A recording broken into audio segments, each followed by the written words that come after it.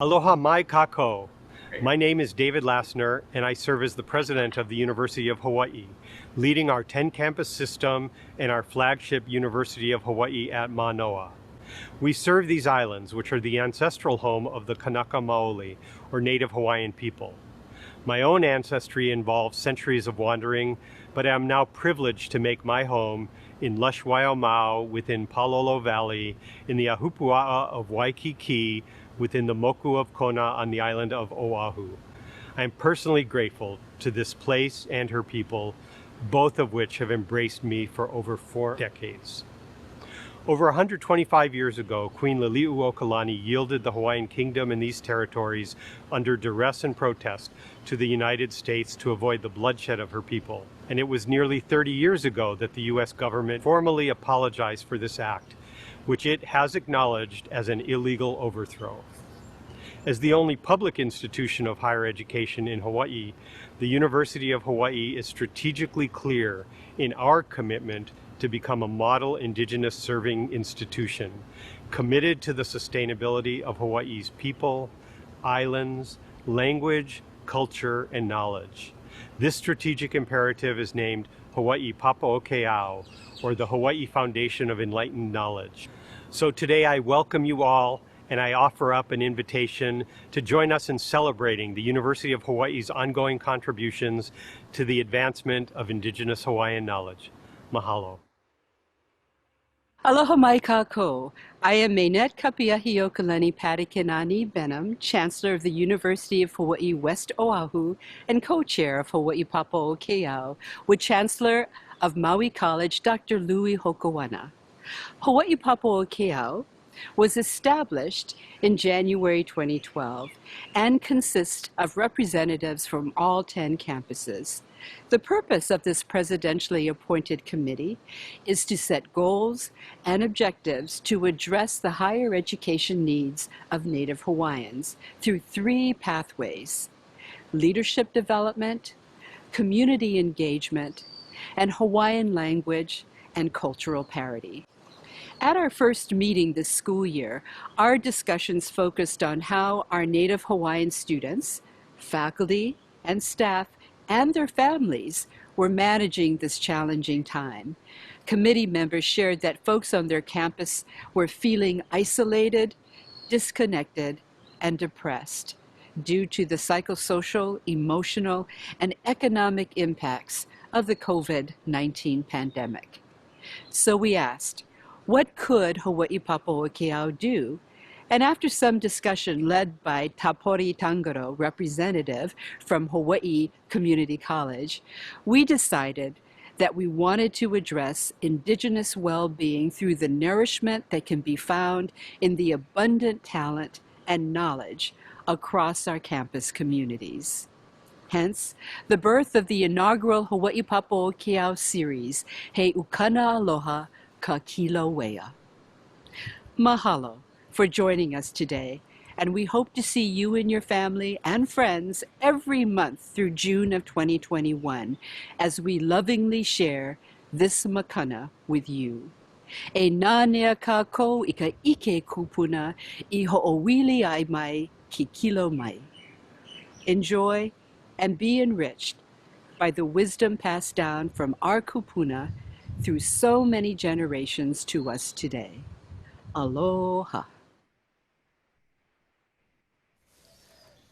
No tihi lawe te aloha la hanali oka ke le tamoana la hana holoma mua holoma ho pela hana taupono tai hui tamatahani la hana haeo mai ki la hue ala hana taua he ahe ia i taili taila hana hakinu a kauahi I te taila hana no mea e kaui la malaha halo la hana maho mai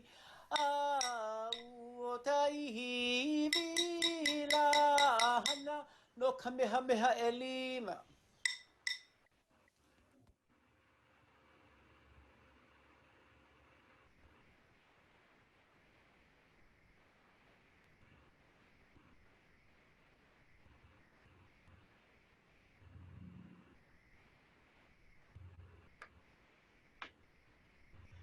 Aloha mai kako and welcome.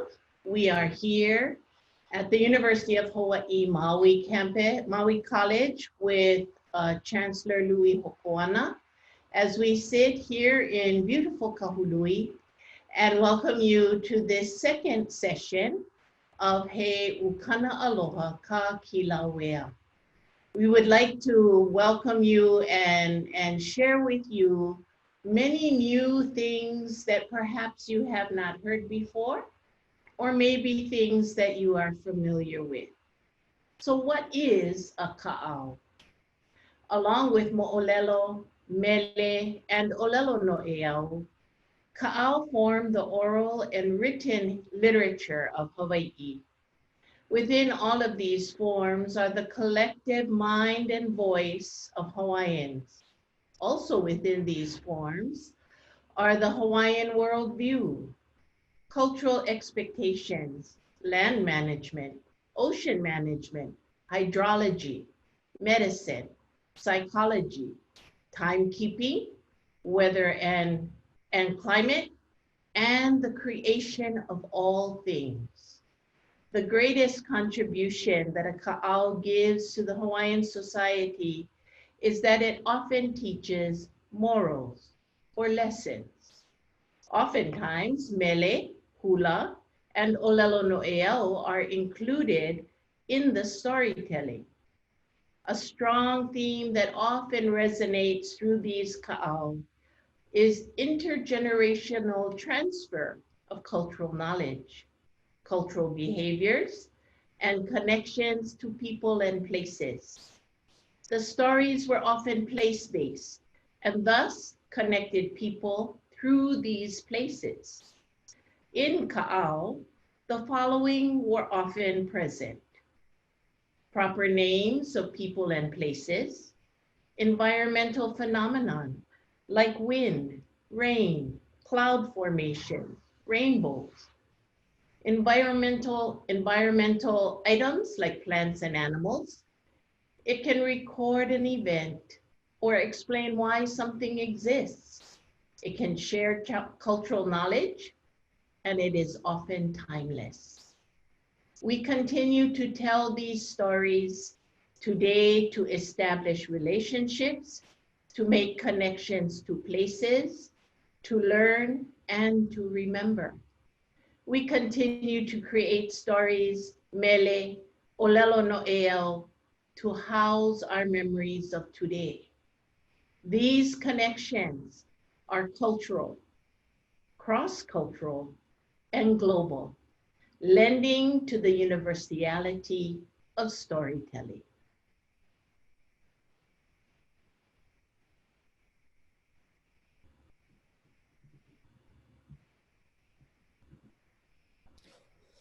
Haʻehaʻeku is a giant of Waikolu.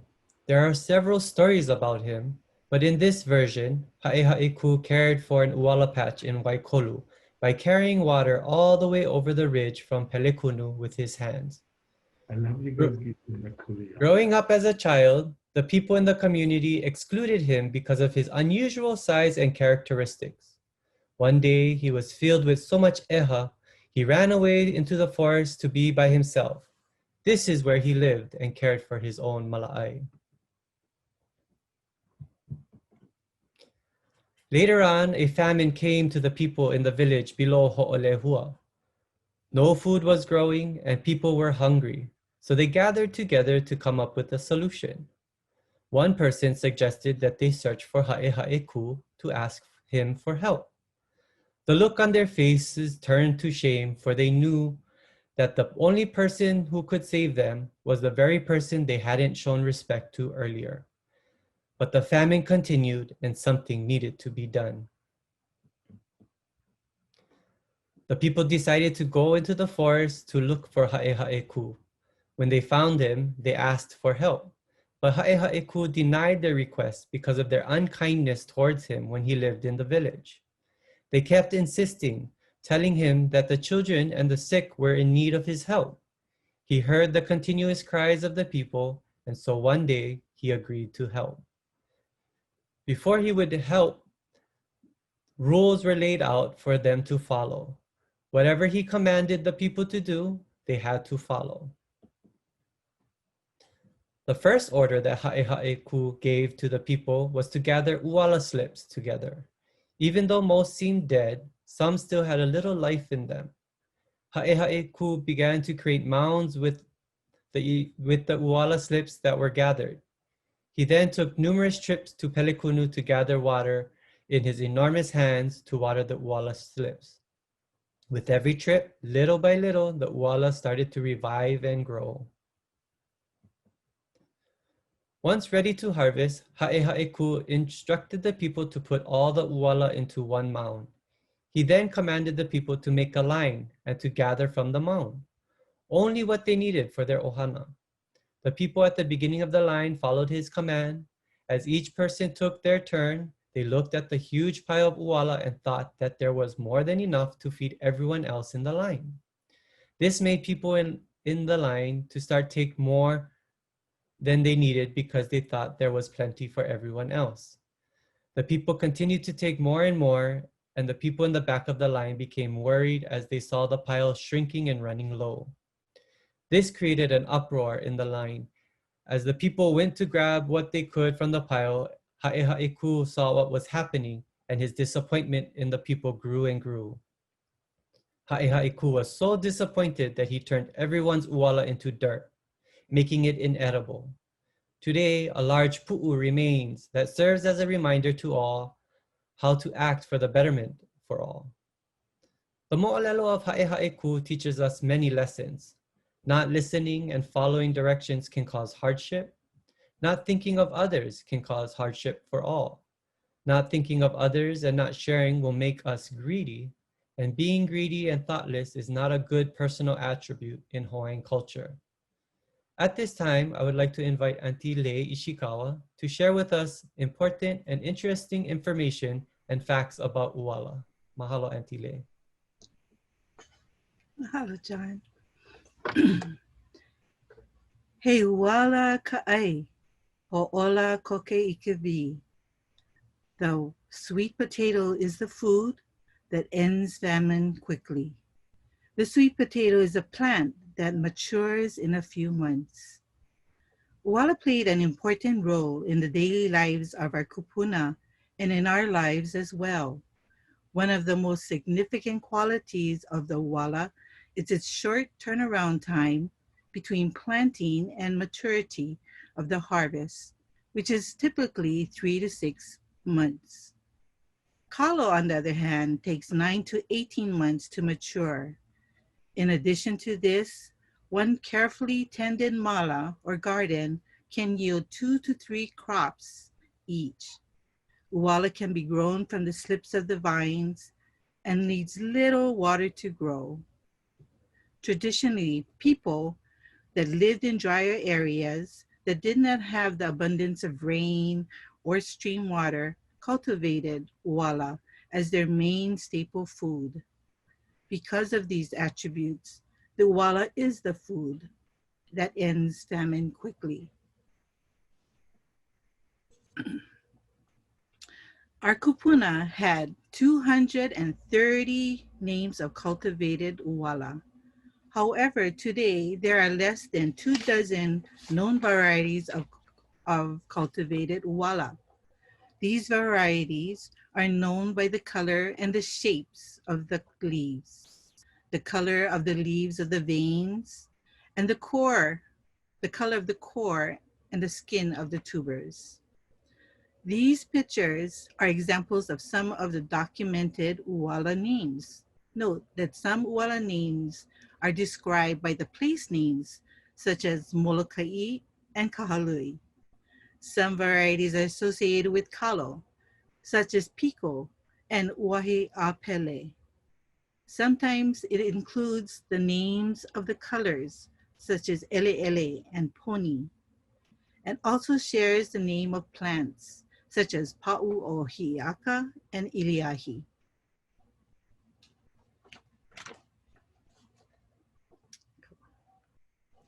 Like kalo and many other Hawaiian plants, it is important to be able to identify the varieties of the uwala. By doing so, you are able to know its growth cycle and best use. In order to identify the different varieties, one needs to be able to identify the different parts of the plant and the different characteristics of the plant. The different parts are the lau, the leaf, the ha, the stem, the pua, the flower, and the uwala, the tuber. Also is the ili uwala, the skin of the tuber, and the iho, which is the core of the uwala, and the ka, the vine of the uwala.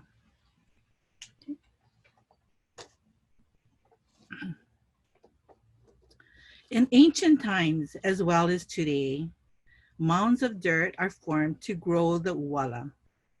These mala patches or fields were surrounded by rock walls to keep the animals that would eat the uwala before it was ready. The women and men took part in preparing and caring for the mala uwala. This assured that in times when the men went to war and were not available, the women were able to care and harvest the uwala. In preparing for and during the uwala planting, we call to kamapua'a to ask for the softening of the soil to make the uwala grow and push through the ground. We ask kamapua'a that from one wall to the other, may the mala be full of uwala.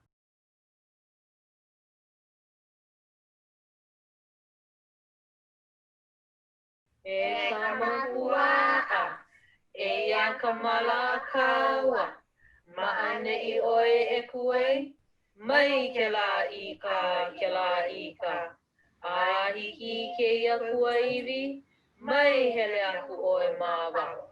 O pa oe, I ka pōhaku. E kamapua'a, e ia kamala kaua, ma'ane I oe e kue, mai ke la ika, a hiki ke ia kuaiwi, mai hele aku oe mawao. O pa oe, I ka pōhaku. E kamapua'a, e ia kamala kaua, ma'ane I oe e kue, mai ke la ika, a hiki ke ia kuaiwi, mai hele aku oe mawao. O pa oe, I ka pōhaku.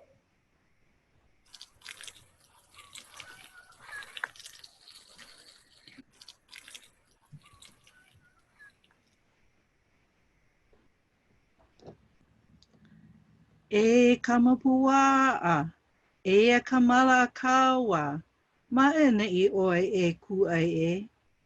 Mai ke la ika, a hiki ke ia kuaiwi, mai hele aku oe ma waho. O pa oe, I ka pohaku. Puli kamapua'a was chanted during and until the planting was complete. The mala was then placed under kapu for 1 to 2 months. No one must disturb the mala. No one must walk on it. No throwing sticks on the mound. No playing in the mala itself. Watering continued. The young slips and shoots were allowed to grow as needed. After the planting, the farmers shared their fish and poi with everyone to enjoy. Next, I would like to introduce John to share the uses of uwala.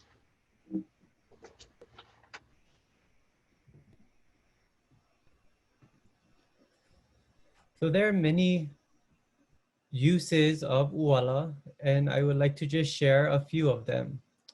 The most obvious use of uala is food. Uala was used to make poi uala, piele uala, or mashed sweet potato with coconut milk and then steamed, similar to what we know as kulolo. Palula, or the young sweet potato shoots. Ko'ele palau, uala ava or uala beer, and of course table uala, or to be eaten as is. Uala was used for medicine. Depending on the variety and the preparation, uala was used medicinally to loosen phlegm, help with asthma, induce vomiting, or used as a laxative. Uala was also used as an animal feed. The vine and foliage was fed to hogs, and the tubers were fed to them when they were ready for slaughter.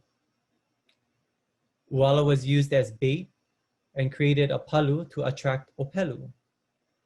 Ceremonially, broken potato vines that dripped with milk were used as a lei for nursing mothers, or were gently slapped against their breasts to encourage milk flow. Uala was also, the leaves and the vines were also used as padding for mats around the house. Now we would like to encourage you all to sit back, relax, and enjoy this video on how to make ko'ele palau.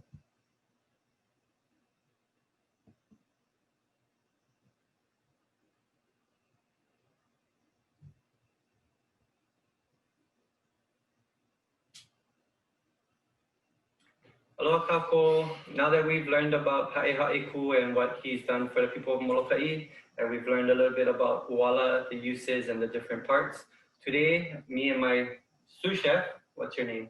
Kanohokohivi would like to make ko'ele palau for you folks. So the first thing we did was we made sure our uala was cooked. So we just took a few uala, threw it in a pot and boiled it until it was tender. Now that it's cooled off, we're going to clean up our uala. So our sous chef will clean it up.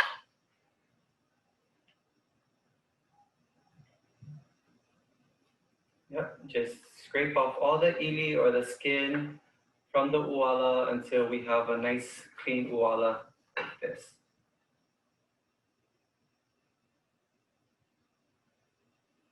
So where are we going to put the skin?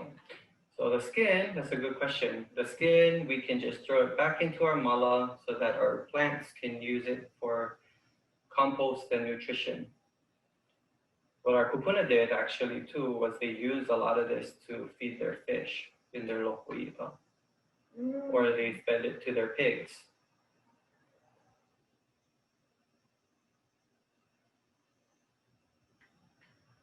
So this is an easy recipe and fun activity that you can do with your family. As you can see, my son, who's only 8 years old, is able to help me in the kitchen. Got all the skin off? Yep. Perfect.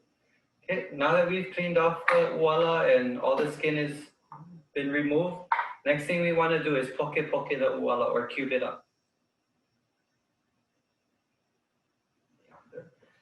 So we're going to cut down lengthwise the uala so that it's long and we have a flat surface so that it doesn't move around. After that, we're just going to go straight down, perpendicular to the board so that we have good chunks like this. Once we're done, we'll place it into our pola or our bowl and get ready for the next step.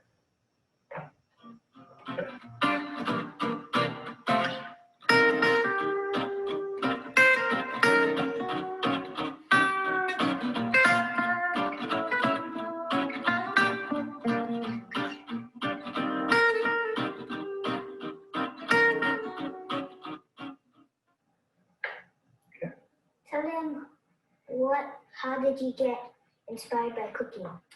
So Daddy grew up in the kitchen because Papa is a cook. So I always learned how to cook and I enjoy cooking.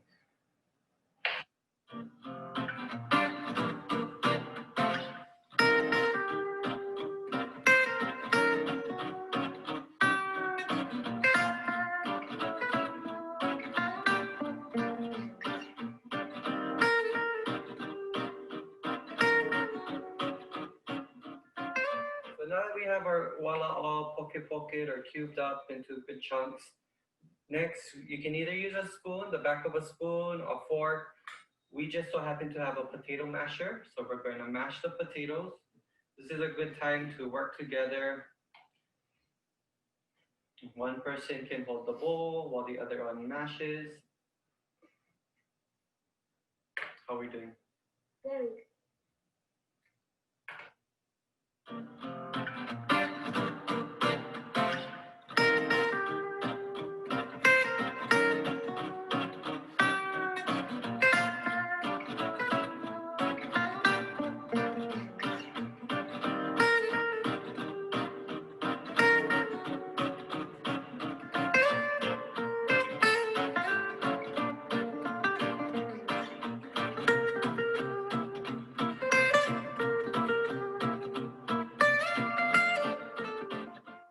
Okay, next we want to get our coconut milk. You can get any type of brand that you want.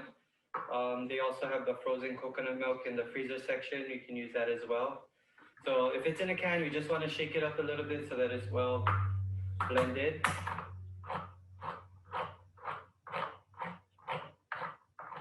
Just open it up just so that the liquid can come out. And then Hanoho, can you hanini this into the bowl? Oh, sorry. Okay, lava. And we're just, from this point, you just kind of eyeball it to make sure that you have the right consistency of pudding.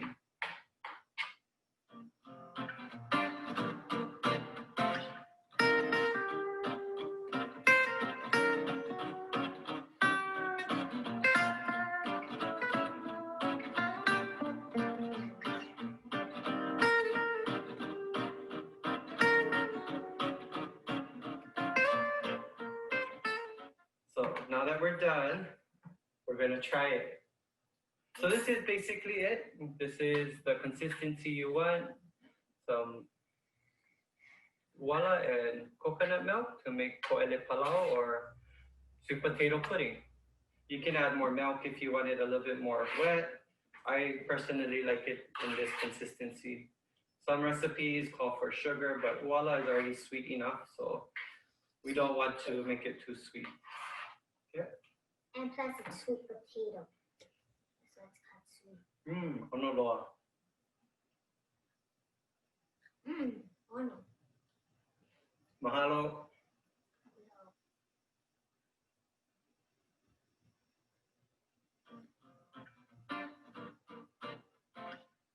Remember 20 seconds of doing what you need.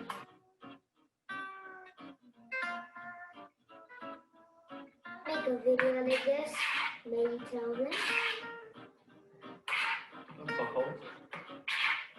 about how you can make a video about cooking and sponsored by Waikolu.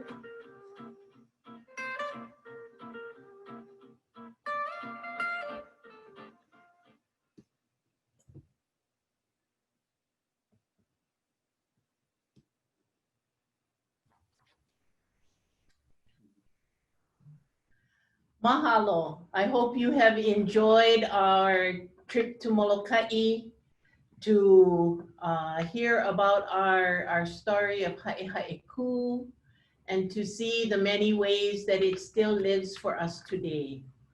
The ka'au teaches us that what every person should know. It is important to listen and follow instructions. One must think about the betterment of others and not take more than you need.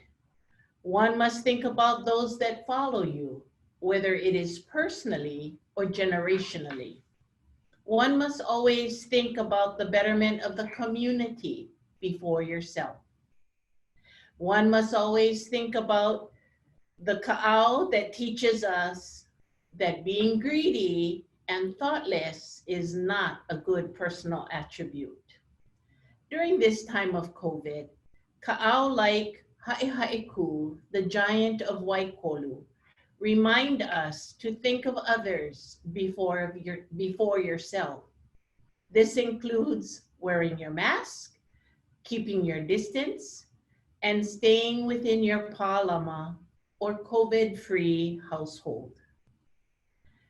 Before we end, we would like to mahalo the following for their visionary approach to the well-being of all the UH campuses through the series known as He Ukana Aloha Kā Kīlauea.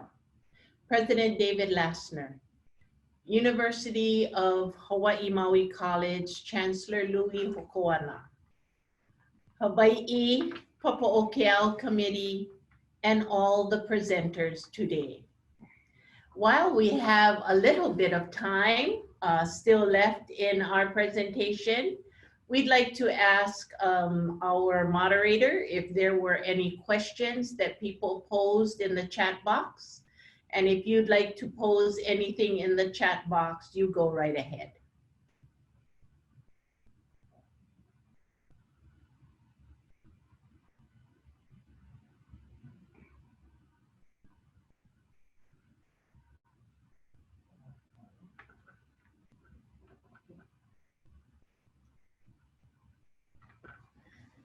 As you can see on the slide right now, these are the rest of the presentations being done by the rest of the community colleges and universities here in the 10 campus University of Hawaiʻi system. Please write these down and join us so that you'll be able to benefit from each of them, and each of them will be very different. Deanna, anything in the we have one question. What do you Yes. recommend as a main course with the sweet treat? John? Anything salty goes good with sweet. So poke, kalua pig. Our Hawaiian food is perfect to go with it. John, where did you learn that recipe from? Believe it or not, I learned it once I moved to Molokai, and this was an activity that they do with the younger kids regularly here. So I was able to learn from a colleague of mine, Kilia Perdi Avelino, and from there I learned how to make ko'ele palau. Awesome.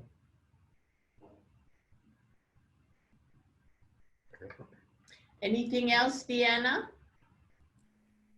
Nope. So if anyone wants to ask a question, you can simply put it in the chat and then we'll see it and we can read it out and the panelists can answer.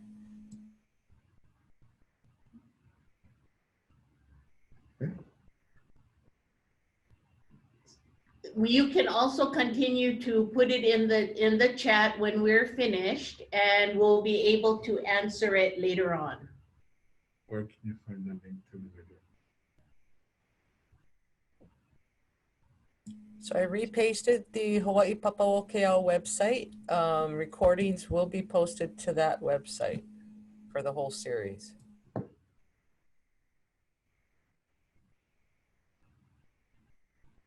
Mahalo nui to everyone who have joined us.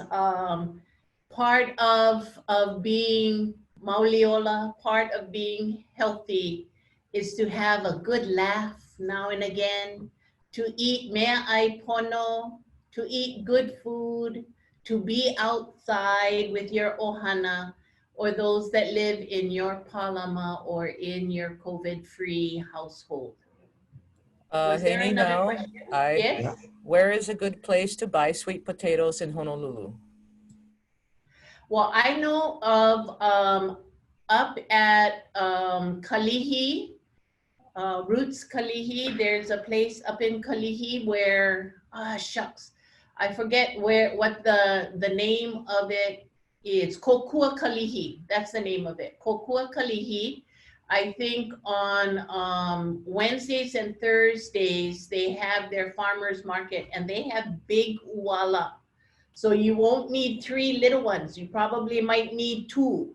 That would be all. But I do know that a community place called Kokua Kalihi has that available on certain days of the week. But I think most, well, I don't know about all, but most grocery stores, you just got to make sure it's not yams.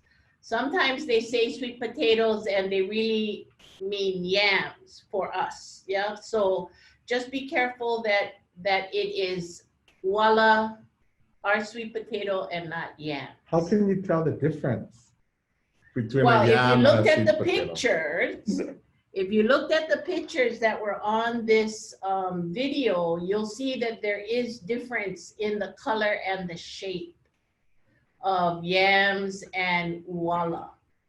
So I think most people know what yams look like. They're kind of orangey, yeah, and long. And uala, you can see they're smaller size ones. They're purple inside sometimes. So they just look a little different. Go online, Google. Oh, there. Okay, someone left in the chat box the Kokua Kalihi contact as well. And see, there we are. Thank you, Deanna, for bringing the pictures up again. And Diana, thank you for serving as our facilitator, our tech facilitator on Maui. We'd definitely not be able to do this. Mahalo nui. Mahalo. Happy to help. He mea iki. So I hope this has given us a little bit of vocabulary, Hawaiian vocabulary, a little bit of insight into Hawaiian cultural outlooks and beliefs, and a little fun thing to do with your ohana. Mahalo. Aloha. Aloha.